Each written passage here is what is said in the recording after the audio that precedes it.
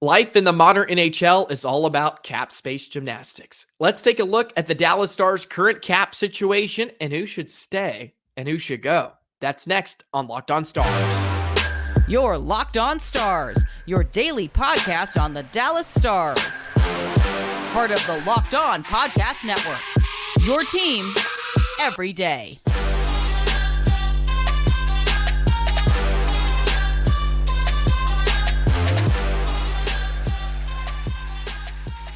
Howdy, Stars fans, and welcome back to another episode of Locked On Stars, part of the Locked On Podcast Network, your team every single day. It's a pleasure to be with you. I'm Joey Erickson, former producer of 105 Through the Fan and play-by-play voice of the Chippewa Steel. Please be sure to subscribe. We are free and available wherever you get your podcast and on YouTube. And as always, thank you so much for making us a part of your day and making us your first listen. The Dallas Stars, like many other teams in the National Hockey League, are always bumping up against that cap, and you have to figure out a way to get the job done either way. And the Stars have done a very decent job over the past few seasons of doing that. But we spoke about Matt Duchene a couple of days ago. Will he stay in a Stars uniform next year? And of course, that has to do with contracts and money and all that good stuff. So let's take a deeper look into the Dallas Stars cap situation today. So plenty of fun stuff on the docket, including comparing the Dallas Stars Stanley Cup champions back in 1999 to the team now. Just, you'll have to indulge me for that one. And also a cool little story about Esa Lindell and a former hockey team he played for back in Finland. All righty, today's episode is brought to you by FanDuel. Make every moment more. Right now, new customers get $200 in bonus bets if your best bet of $5 or more wins. Visit FanDuel.com/lockedon to get started. Of course, you can find all of these numbers, by the way, on Cap Friendly. Really encourage you to go take a look. It has just everything like age, roster size, even draft picks, who's making what, how many years, including Texas Stars contracts with Stankoven and Bourque, which are ones to keep an eye on, of course. So really encourage you to take a look. So the Dallas Stars have projected cap space at this point in time, $420,000 and $843. I should have said $420,843 is the current projected cap space for the Dallas Stars. But I wanted to focus around just a few contracts. I don't want to go through everybody, of course, but the ones that I think are going to have the biggest impact moving forward or not have the biggest impact. So we begin here with these two in Dellandrea and Sam Steel. So Dellandrea is a restricted free agent at the end of this season, along with Sam Steel. Dellandrea is really interesting because, of course, he's 23. Steel is also really interesting because he's been really good, and he's just 25 years old. He's not making a ton. You probably could get him for cheap for a few more seasons. For him, it's probably going to be more about years, right? And can the Stars really match that for the amount that he may want as well? I'm willing to move off Dellandrea.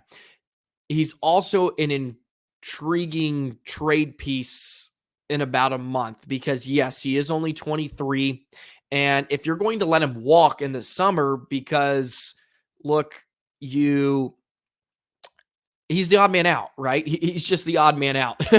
And look, he's played some productive minutes. Maybe not productive because he hasn't lit up the scoreboard, but he's played top 6 minutes at points in his career with the Stars. And I could see a lot of teams thinking, yeah, we can work with that. Like a guy that's still young, on the cusp of his prime, and he's cheap. That does have some upside offensively. Maybe if you surround him with good players, right? And I think he'll be intriguing because at the same time, the Stars probably want a right shot defenseman and probably need one.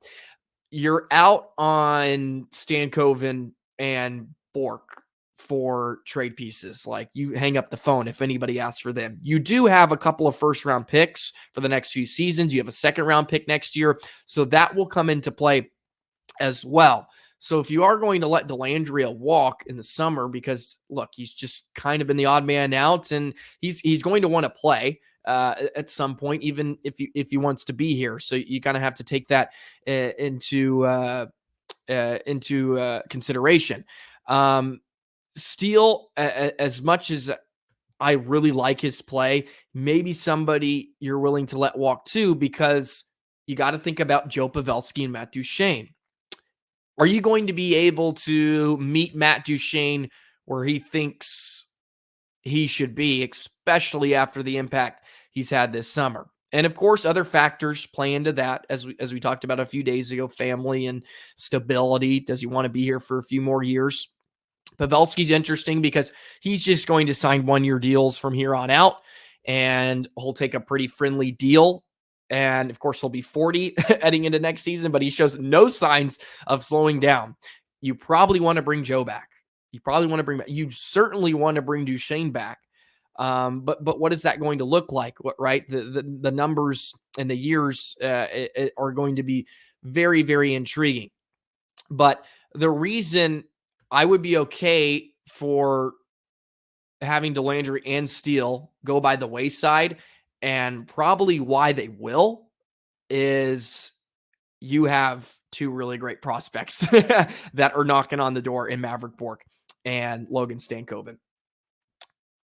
And two reasons why that's great for the Stars in general. One, it's very exciting. It's going to put butts in seats. It's going to get eyeballs to you. And number two, it's cheap. Young talent is cheap, and you can mix them right into the fold of this new era of Dallas Stars hockey. And you have a few seasons before you have to worry about handing them another deal, of course, because they're on their rookie contracts. So that's another piece of the puzzle for the Stars. Is these are two, if let's say Dellandrea and Steel were not here this season, look, they would be playing in the National Hockey League right now. Bourque's NHL ready. It's his second season in the American Hockey League. Second leading scorer. Stankoven's the leading scorer, and maybe he's not as NHL ready, but hard to argue that. Maybe as a complete player, right? Because DeBoer has spoken about them, though, about how phenomenal and almost exciting they are for them to come up at some point. But his overall play and the ability for him to be on a PK situation and things like that will also play a role. So you can just get into a million different perspectives and ways to go about it. But with Dellandrea and Steel coming up at the end of this summer, man, it'll be really hard to prioritize that when you have Stankoven and Bourque. And these are good problems to have. And you probably give yourself a better chance, likely, of re-signing Matt Duchene if you do allow Dellandrea and Steel to walk. So it'll be a very intriguing summer, especially after playoffs. And look, we all want to play GM, it feels like, at points, but they certainly have some decisions to make. But the good thing is they do have some young talent that is going to be cheap. On the defensive side, with Hakanpaa, he'll be a UFA at the end of the year. You just let him go. He'll be 32. You have Bischel. Hopefully that will be back in North America next season. And at some point kind of take over that role. I don't know if it's going to be early next year. But you can find elsewhere, especially in the summer, for someone like Hakanpaa. And you still had to have Lindell around for another season, so you might be looking for a partner for him. Lundkvist is very interesting because he has really improved his stock, I would say, especially with Pete DeBoer and the Dallas Stars as a whole. I think they're going to give him every opportunity to be an integral part of the D-core. And we've gone back and forth on him throughout the year, of course, with his healthy scratch stint. But with Miro out, he's done a phenomenal job. Now he's staying in the lineup, which is good news. And he's a right shot defenseman. Stars don't have many to begin with. And if you're looking at next summer and Hakanpaa's gone, of course, you'll try to address that in the free agency period. But you want to hold on to a guy. He's only 23 at the same time. No, his ceiling, I don't think is Harley or Heiskanen, but he's still so young. Like there's a lot of potential there, and they're going to give him every opportunity to make an impact. And then, of course, Harley is a big one. I mean, that's a no-brainer. He's staying. You got to get a deal one with Harls. It'll be interesting to see the number and contract that comes at. With Heiskanen making 8.4, I don't see him getting up to that, of course. I don't think he would be making more, but you never know. You're probably going to see him come in like 7.5-ish, you would think, maybe, but it'd probably be closer to 8 if I had to bet. And of course, years in terms will play a factor in that. Miro doesn't have any terms in his current contract as it stands right now. So a lot of intriguing storylines, I think, with the Stars and especially their cap situation. As I mentioned, they do have their next 3 first-round picks. They have a couple second rounds. They don't have the 2025 one. So when you look at the deadline and how that plays a factor with not answering calls about Stankoven or Bourque, at least I don't think so. I don't think they're that desperate. I don't think the Stars are that desperate for that high quality of a player, and who knows if one's going to be available that's even worth that in about a month. But those picks certainly do play a role, and that maybe you're willing to give up a first round for somebody. It will be a later first round, but teams covet picks, and you need assets. And there's some teams that treat those picks like, whatever, just get rid of them. They don't mean anything. We'll figure it out in free agency and all that good stuff. But also the Stars are so good. They've proven they're really good in the draft. Of course, there's some stinkers, but look, everybody has those. That's just the nature of the entire thing. So those picks will certainly, I think, play a factor in about a month or so. All right. There's a little cap space gymnastics and maybe who's going to be gone next year and who's going to stay within a Stars uniform. Now, you'll have to indulge me for this next segment. We going to compare the 1999 Stanley Cup champions versus this Dallas Stars club currently. And we'll do that in just a moment. Today's episode of Locked On Stars is brought to you by FanDuel. Happy Super Bowl to all who celebrate from FanDuel, America's #1 sportsbook. If you're like me, Super Bowl Sunday is all about scoring the best seat on the couch, grabbing your favorite football snacks, and placing some super bets. And FanDuel has so many ways for you to end the season with a W or 2 or even 3 W's. The San Francisco 49ers and the Kansas City Chiefs. It should be a classic, I feel like, at least. And go ahead and get FanDuel. You can choose who will win Super Bowl 58, but FanDuel also has bets for which players will score a touchdown, how many points will be scored, and so much more. Talking about that coin toss, it's 50-50 to get it right. So many different options, and FanDuel is so phenomenal. So go ahead and go to FanDuel.com/locked-on to sign up. New customers join today and you'll get $200 in bonus bets if your first bet of $5 or more wins. That's FanDuel.com/locked-on. Make every moment more with FanDuel, an official sportsbook partner of the NFL. Be sure to check out Locked On Sports today, the first ever national sports 24/7 streaming channel on YouTube, covering the top sports stories of the day. So much great stuff over there. Be sure to subscribe, hit that notification bell on Locked On Stars. Never miss an episode. Follow Locked On Stars on Twitter. You can follow me personally on Twitter at JoeyTheJet19 to get your Dallas Stars fix every single day. So, okay, look, this intrigued me, and maybe this isn't in the best taste, but I thought it'd be fun to kind of compare the 98-99 Stars team versus this year's club. And yes, the Cup champions have a lot more Hall of Famers and probably a lot more bigger names. But look, the cap situation has something to do with that. It was much different last year. You could, 3 decades ago, you could kind of create super teams to some degree. But here we go. Through 49 games for the Cup champions, they were 31-10-8. The Dallas Stars this season are 30, 13, and 6. So pretty similar. Of course, the 99 Stars ended up boat racing the Pacific Division, 150 or 114 points, 51, 19, and 12 was their overall record. So, the Stars reached 50 wins. I don't know if, apologize for that. I don't know if the Stars will reach 50 wins, but they'll probably be near it. They're going to have to go on quite a bit of run to get to there. They'll have to win 20 out of the next, 33 games or whatever it is, if my math suits me right. But where the Stars really differ this season, and of course, it is hard to compare eras. I get that. Hockey was a much different game back in the late 90s. But they had a Hall of Famer in net, Ned Belfour. They allowed 168 goals that regular season. That was first in the National Hockey League. They were absolutely shut down. And they had some good guys on the back end with Zubov and Sador, Hatcher. I mean, you name it. They had it. Mathushuk was so deadly too.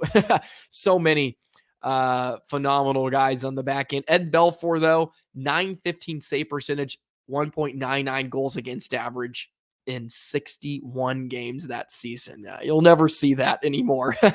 Only Hellenbach may play that many games, and who knows what the numbers are going to look like. But Belfour is pretty good, and of course, Otter has not lived up to that this season, averaging over 3 goals per game allowed this season. And of course, the Stars are averaging just over 3 per year. And that Stanley Cup team, 2.05 goals against. Man, they were shut down. But it's a different game. Offensively, though, as inflation rises, it seems like offense has just across the league. And of course, we've talked about it, and the Stars are just on such a blistering pace, especially over the last month, averaging over 4 goals per game. They're third in the National Hockey League this season with 183 goals. And the Cup champs scored 236 goals that year. And that was 8th in the regular season. So the Stars are on a comfortable pace to probably blow that out of the water. The one that was funny, actually, that I need to bring up the number. So the Cup champs allowed 168 goals in 98-99. The Stars have already given up 151 this season. I think that kind of shows you where the offense has kind of trended over the years, because Stars will probably match that in the next 2 weeks. Not probably, they will with the way it's going at some point. So I thought it would be kind of interesting to just take a look. Of course, Modano led the way, 81 points, and that was by quite a big margin. As Hull had 58 that year in 60 games. Modano led the way. Of course, Robertson this season has 49 points, or 50, excuse me, in 49 games. So, the 99 team had quite a few Hall of Famers, and Carbonneau and Zubov, Nieuwendyk, Hull, and Modano. Who knows? Maybe this Stars team, when we look back at it, will have quite a few. I don't know about that. It's hard to do that in today's NHL. And, of course, the reason why is what we discussed in the first segment. So I thought it would be, kind of tongue-in-cheek to just look about and kind of compare. And it's always interesting the way the games change, and of course how different it is and the way the game's played. It's just much quicker, maybe not as pretty and graceful as it once was, but that team did it all. And hey, who knows? Come this spring, this Dallas Stars team is looking pretty good. They have some flaws, yes, they do. They absolutely do. We've talked about them. We've documented them throughout the season. But they're looking to bring Old Glory back home. And maybe that'll happen at the end of the year. So anyways, look, it's the All-Star break. We're just hanging out. So they're figured to be do something a little bit, I don't know, flimsy, whatever you want to call it. Okay. let's end with Esa Lindell, a very, very cool story ended up releasing yesterday. Sean Shapiro, who's a great writer, of course, was part of, beat writer for the Stars for a number of years, and of course still does a ton of content with the Stars and great stuff. Did a story about Esa Lindell and a team that he used to play for back in Finland. And I'm going to throw that out there. I will do that in just a moment. Alrighty, so Esa Lindell, back in the heyday of his Finnish hockey days, played for a team called Jokerit. Jokerit. It's like the Jokers. I hope that is how it's pronounced. I do not have the best Finnish accent, of course, if you couldn't tell. But there's this really intriguing story. I'm going to try to really just get the summary and the synopsis of it because there is a lot to read. I really encourage you to go read the article as well. It's on D Magazine from Sean Shapiro. Of course, Lindell grew up in Helsinki, and he ended up playing for this team Jokerit. On the under 16 team is when he first began, and then of course, for a few more years after that. And they actually compare this team kind of to the Dallas Cowboys, believe it or not.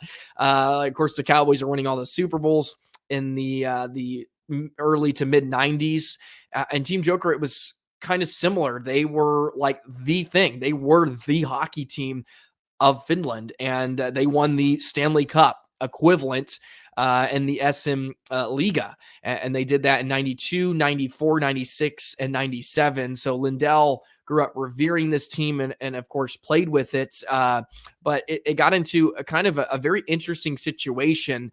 The logistics of this hockey team Jokerit. And they had some legends that kind of passed through there, like Teemu Selanne is a name, and Jari Kurri is another guy. So two Finnish hockey legends, of course. So it's really intriguing. So anyways, at some point there was a group of Russian businessmen that purchased the team, and they wanted to bring it to the KHL. Of course, which is like the second biggest hockey league in the world. And they ended up doing that. And as kind of the years went by, eventually the team kind of dissolved to some degree.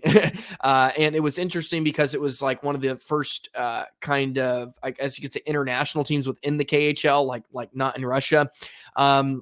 And then over the years with, of course, Russia and the Ukraine war and all the geopolitics, politics behind it, the team kind of got left by the wayside, so to speak, and it kind of got sanctioned and all this stuff. And it was kind of on its way to almost kind of fully absolving to some degree. But fortunately, there was a famous Finnish businessman that went back to purchase it.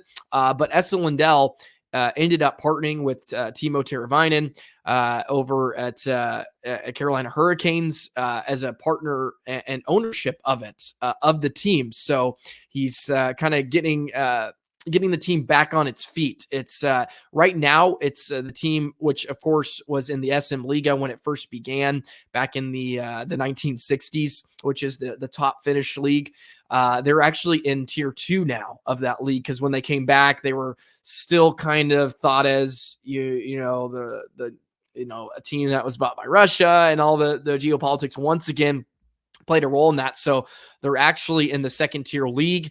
They're in third place right now. But if they win their second tier league, they have an opportunity to play the last place team in the Liga. And then if they win that series, like a playoff series, they have a chance to get back into the top division, the top league there at the SM Liga. So I thought that was pretty interesting and kind of awesome how Lindell went out to partner with Teravainen, and now he's a part owner, and he's kind of trying to get it back to its glory days. And there's some great quotes in here. One from Jani Hakanpaa. They were one of the teams that everyone wanted to see, one of the teams you made sure you had tickets to go watch.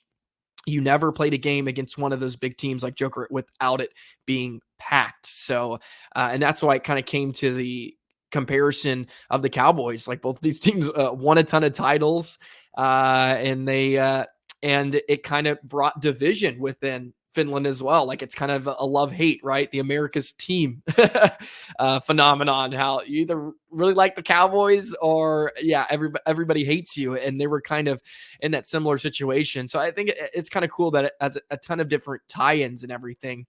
And Esa Lindell, I thought was really interesting. Was a story that came out. I didn't do this article justice by any means, so I really encourage you just to go take a look at it. But I did want to shed some light on it because these are the type of stories that are very intriguing, and just cool to see.